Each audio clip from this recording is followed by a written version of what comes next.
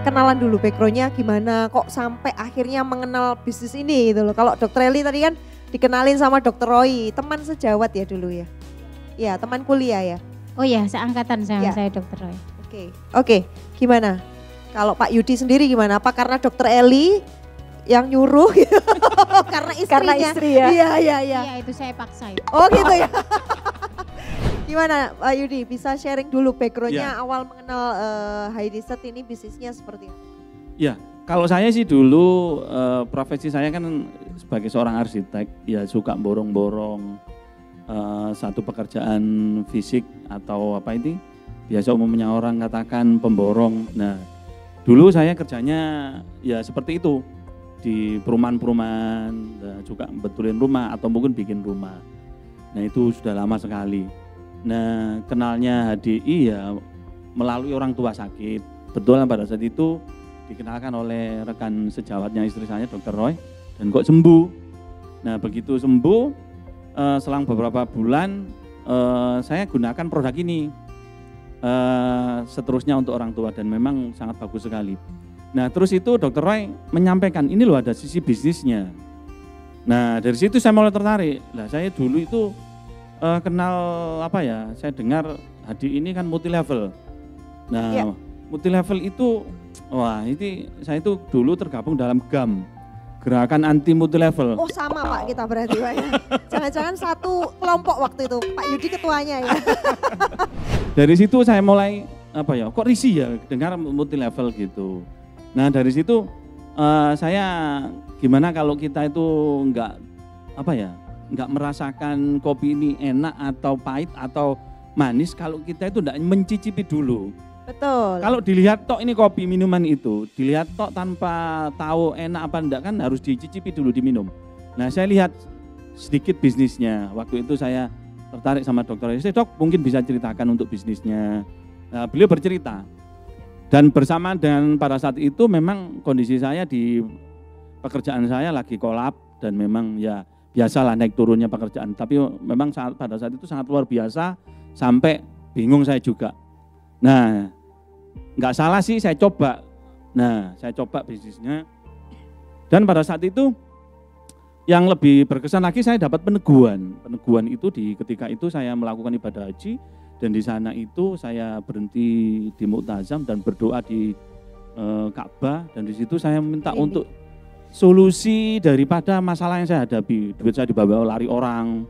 Ya pada saat itu tahun 2008 saya mulai mengerjakan proyek, tahun 2010 itu lagi kredit-kreditnya. Ya saya yakin itu memang diizinkan Allah ada di situ masalah itu dan saya bersyukur kalau sekarang sih. Kalau dulu malah marah-marah.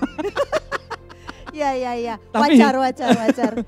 Tapi hikmahnya sangat luar biasa dalam kehidupan saya.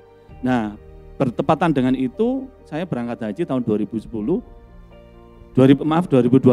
Nah, di situ saya melakukan ibadah serangkaian ibadah haji di sana dan ketemu dengan Ka'bah, saya tawaf dan di situ saya ingat masalah-masalah saya. Saya berhenti di Mu'tazam, saya menangis dan betul-betul itu titik balik yang sangat apa ya luar biasa yang sangat berpengaruh dalam diri saya. Saya berdoa ya Allah beri saya jalan keluar dari masalah yang saya hadapi. Saya yakin ini adalah Engkau izinkan. Dan saya percaya ya Allah setiap masalah pasti ada jalan keluarnya. Daun pun jatuh kalau tidak dengan izin-Mu tidak akan pernah jatuh ke bumi. Ya. Saya menangis, saya meratapi dan betul-betul ingin minta jalan keluar. Dan pada saat itu saya pulang setelah ibadah haji singkatnya. Nah di situ saya kenal HD yang saya ceritakan tadi konsumsi untuk orang tua. Ya. Singkat cerita Dr. Roy ini loh ada bisnisnya. Nah lesu proyek saya pada saat itu saya coba lakukan. Yowis dok saya coba. Dan apa yang saya pikirkan pada saat itu seperti GAM tadi itu gerakan anti multi level itu, wah kok asik ya ternyata di HDI ini. Jadi pikiran saya multi level itu sekarang gabung bulan depan dapat bonus tanpa kita bekerja. Wah enak Pak kalau kayak gitu Pak. Nah kayak apa ya nginggu toyol lah itu. Kenapa sih kok mau menjalankan multi levelnya gitu kan? Padahal tadi termasuk apa? GAM ya, gerakan anti multi level gitu ya. Iya betul. Luar biasa namanya ya. Kenapa itu Pak? Kok akhirnya mau menjalankan dan ternyata apa sih yang didapat gitu dari sisi syar'inya? Saya sendiri kan apa istilahnya sebagai seorang muslim ya, rekan-rekan semua maksudnya juga agak-agak ragu gitu, ada keraguan, bener nggak sih bisnis ini gitu? Jangan-jangan ini bisnis yang abal-abal, tipu-tipu atau mungkin malah menjerumuskan ke hal-hal yang tidak baik gitu loh Pak.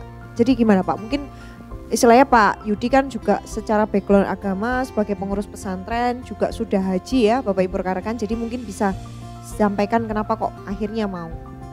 Ya,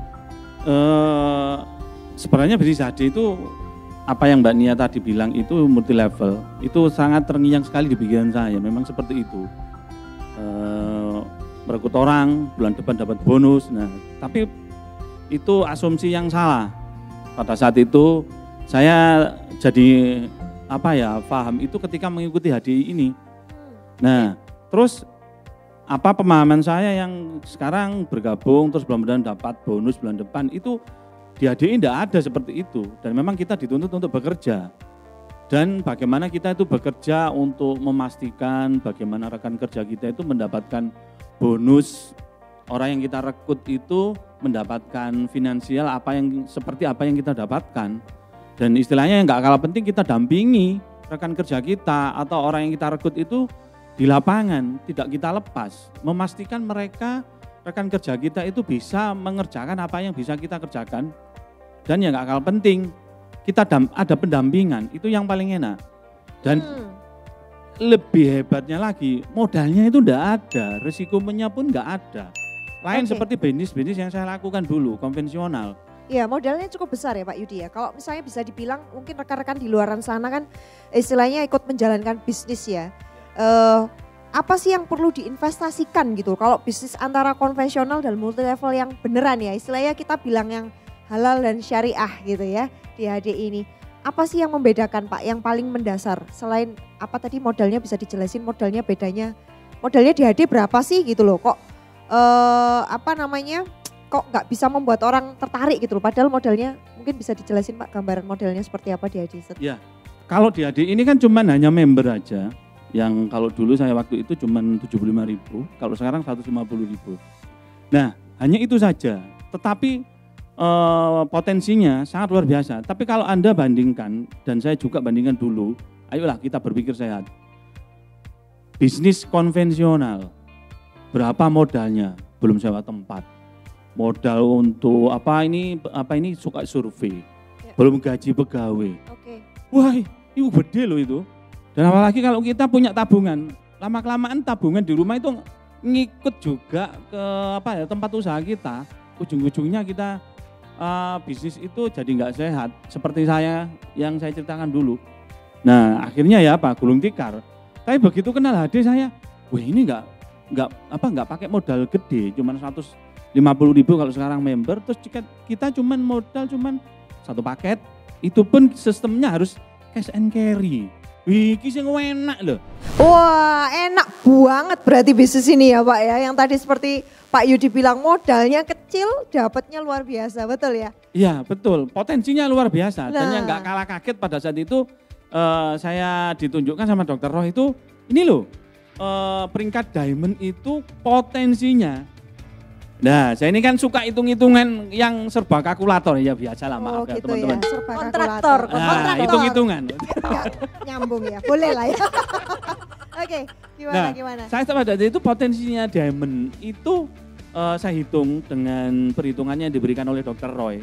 Yang potensinya itu ada sekitar 12.700.000.000. Wih, iki temenan apa bijuan dah. Ya. Setelah slide itu saya dapatkan. Saya hitung lagi itu di rumah, perekrutan dengan 5 orang lagi di bawah kita, terus dari 5 orang lagi itu ada turun lagi 5 orang lagi sampai sekian banyak, kurang lebih ya 390 orang lah, 390 orangan ribu. Nah itu kalau itu dengan belanja senilai senilai kalau dirupiahkan 750.000, itu potensinya sekitar 12.700.000.000. Wow. Nah, terus dokternya mengatakan pada saat itu kalau beli semua, ya namanya bisnis itu kan pasti ada faktor gagalnya. Loh, saya tanya ke dokternya, apa itu dok? Ayo kamu lihat, kamu hitung. berapa potensinya kalau bisnis ini cuma 10% aja yang berhasil. Yes. Itu berapa Bapak Ibu sekalian yang didapatkan? 12 miliar itu 10%-nya yang omset di orang yang kita rekrut dan melakukan pembelanjaan di network kita, itu ketemunya 1,2 miliar per bulan. Gila. Ih, Keren ya. Subhanallah. gede tiba Yohane. Masya Allah, gede ya. Itu 10%. Apalagi dokternya pada saat itu mengatakan pada saya, wis inilah Gatot. Apa itu Dok Gatot? Gatot itu sudah jatuh ketimpa tangga, ketarik mobil 1 kilo. Gagal total. Gagal total seperti itu. Ketarik mobilnya Iya. Dedel semuanya. Iya. Mobil-mobilan tapi ya, aman, oke. Nah, pada saat itu dokternya mengatakan 1% aja potensinya berapa yang kita dapatkan dari bisnis di HDI. Nah, Bapak Ibu sekalian saya hitung lagi 1%-nya ketemunya bukan cuman sih ini, 127 juta Wih, per bulan. Dan itu dihitung dalam jangka Masya waktu cuma Allah 1 ya. bulan. Masya Allah banget loh itu. 1% luar Mbak Nia. biasa, luar biasa. Maksudnya gini Pak, sorry. Kalau boleh saya tanya juga, apakah potensi pendapatan waktu di konvensional bisa sampai seperti itu Pak? Bisa sampai seperti itu, tetapi berapa modal yang harus kita Nah, gelontor ke ya, situ. itu ya rekan-rekan ya. Nah. Bapak Ibu rekan-rekan mungkin tergiur dengan bisnis di luar sana yang hasilnya juga sama besarnya ya Pak ya. Betul. Tapi modalmu itu berapa gitu ya? Betul. Jadi pertanyaan Itu ya. konvensional seperti itu rata-rata. Ya. Oke, gini, satu lagi saya pengen bertanya ke Pak Yudi ya. Apakah Pak Yudi seyakin ini dulu awal-awal mau menjalankan bisnis ini? Kan tadi kan gam ceritanya, masa tiba-tiba langsung mau ngitung bisnisnya potensi dan lain sebagainya tanya ke Dr. Roy. Apakah apa sih langsung mau gabung, langsung mau menjalankan atau gimana? Ya, kebetulan saya juga kan di Gresik itu pengurus daripada Yayasan Pondok Pesantren dan saya sering ngobrol ya sama ustadz-ustadz yang ada di pondok itu dan juga sama Pak Yai pada saat itu. Dan saya jelaskan tentang bisnis HDI ini. Nah, ya sempat terpikir pada saat itu saya, wah ini apakah haram atau halal? Ini kan. Nah itu Pak, itu di Betul. luaran sana juga sering terjadi demikian Pak. Gimana Nah, itu betul. Pak penjelasannya Pak? Nah, image saya memang dulu multi level itu haram. Nah, pada saat itu saya ngobrol sama teman-teman ustadz-ustadz yang ada di pondok itu dan juga ada peneguhan juga di Pak Yai pada saat itu. Sederhana, simple.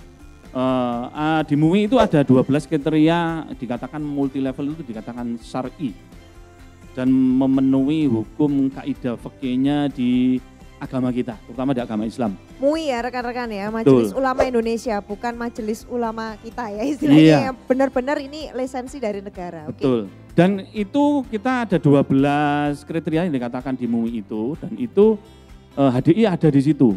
Wow. Nah, salah satu contohnya ya kita bisnis ini barangnya ada, tidak ada unsur penipuan, tidak ada perekrutan yang istilahnya itu memanfaatkan rekan kerja kita, terus memanfaatkan keringatnya orang lain, tidak. Tapi betul-betul kita di sini ini kita betul-betul bekerja, membina rekan kerja kita, memastikan rekan kerja kita itu bisa seperti apa yang kita lakukan. Dan yang gak kalah penting memastikan rekan kerja kita itu mendapatkan bonus duit di rekening seperti yang kita dapatkan. Loh, di mentoring. Ini yang enak. Lah, Ya. itu yang gak kalah penting Mbak Nia. Jadi kalau di flashback lagi ya balik ke unsur-unsur fikihnya, saya yakin dan menurut pengetahuan saya tentang agama saya juga, ini halalan thayyibah. Oh, gimana tuh Pak maksudnya halal dan thayyib itu? Halalan thayyibah ini ya, ini jelas bisnisnya halal, produknya juga halal yang diomongkan dari Dr. Eli tadi ada legalitas halalnya dan juga sistemnya. Ada barang, ada duit, tidak ada unsur penipuan dan juga barangnya jelas. Ini kan memenuhi unsur jual beli, akad jual beli yang ada di hukum agama kita itu sudah terpenuhi di situ. Oke. Nah, itu yang halalnya di situ. Jadi menjadikan berkah kalau kita itu bisnis di sini. Dan itu berkah ya tidak hanya untuk diri kita sendiri, tapi untuk rekan kerja kita, untuk orang-orang di sekeliling kita. Nah, itu yang enggak kalah penting. Bukankah diajarkan di agama kita itu khairukum linnas anfa'ahum linnas. Sebaik-baiknya manusia itu mempunyai manfaat untuk orang-orang atau manusia di sekelilingnya. Ya. Ini yang enggak kalah penting Mbak Nia.